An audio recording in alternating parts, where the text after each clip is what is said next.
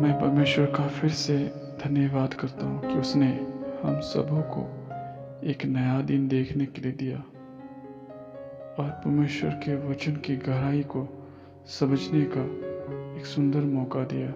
इसलिए मैं परमेश्वर का धन्यवाद देता हूँ। और लास्ट वीडियो में मैंने क्वेश्चन किया था कि ये जीवन क्या है, ये जीवन क्यों है और इस जीवन को हम कैसे बचा सकते हैं।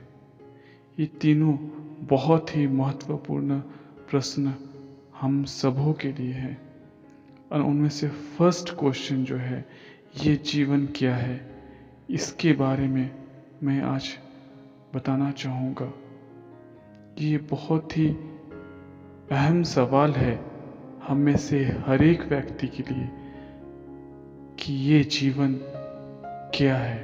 तो सीधा सा आंसर है कि ये जीवन एक कीमती चीज है और ना इस कीमती चीज की कीमत ना मैं लगा सकता हूँ ना आप लगा सकते हैं।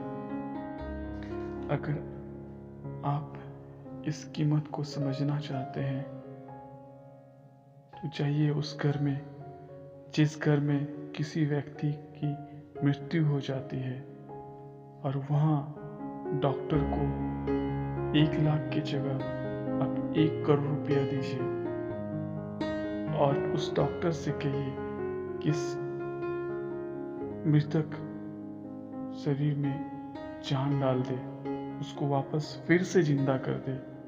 क्या ये पॉसिबल है? हम में से हर एक कोई जानते हैं कि ये पॉसिबल नहीं है। हम इस जीवन को करोड़ों अरबों रुपया दे करके भी नहीं खरीद सकते।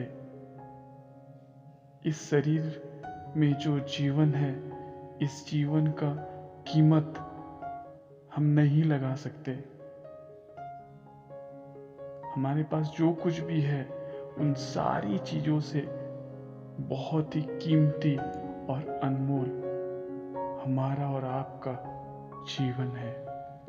और कई लोग इस समय ऐसा सोचते हैं कि हम इस जीवन को खत्म कर दें और कितने लोग हैं कि आज का डेट में सुसाइड करते हैं और मन में ऐसी धारणाएं लाते हैं कि मर जाना ही अच्छा है।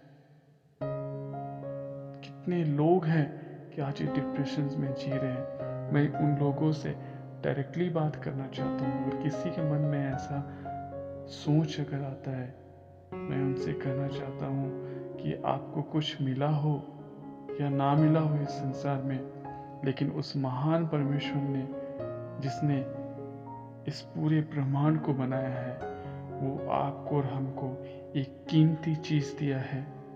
जो सबसे ज्यादा कीमती है वो है हमारा और आपका जीवन, जिसका कीमत हम नहीं लगा सकते। इसलिए हमारे लिए बहुत ही इम्पोर्टेंट बात है कि परमेश्वर ने हमें और आपको ये सुंदर कीमती जीवन दिया है। इस कीमती जीवन का हम और आप हिफाजत करें। और आप जानते हैं कि ये जीवन इतना कीमती क्यों है?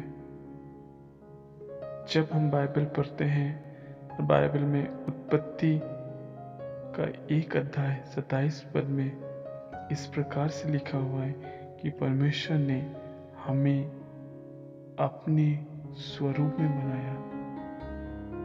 हम इस संसार में जितने भी मनुष्य हैं, परमेश्वर ने हमें अपने स्वरूप में बनाया, अपने जैसा बनाया है। ये क्या कीमती नहीं है? और दूसरी बात है कि परमेश्वर ने हमें मिट्टी से रचा। ये उत्पत्ति 2 अध्याय 7 पद में हम देखते हैं इस बात को कि उसने हमें मिट्टी से रचा। मिट्टी में बहुत गुण पाई जाती है, लेकिन मिट्टी में कोई जान नहीं होता। परमेश्वर ने हमें और आपको मिट्टी से रचा और मिट्टी से रचने के बाद उसको एक पुतला ही नहीं छोड़ दिया, उस मिट्टी के पुतले में परमेश्वर ने अपना जीवन का श्वास को फूंक दिया और वो मिट्टी का पुतला जो परमेश्वर ने रचा था, जिस पुतले में कोई जान नहीं था, वो पुतला में जान आ गया और वो जीवित प्राणी बन गया। क्या ये अनोखी चीज नहीं है? ये हमारी सृष्टि परमेश्वर ने अनोखी रीति से किया है। कैसे अनोखी रीति से किया है? हम 3 बातों को इसमें देखें कि परमेश्वर ने हमें और आपको अपने स्वरूप में बनाया, अपने जैसा बनाया।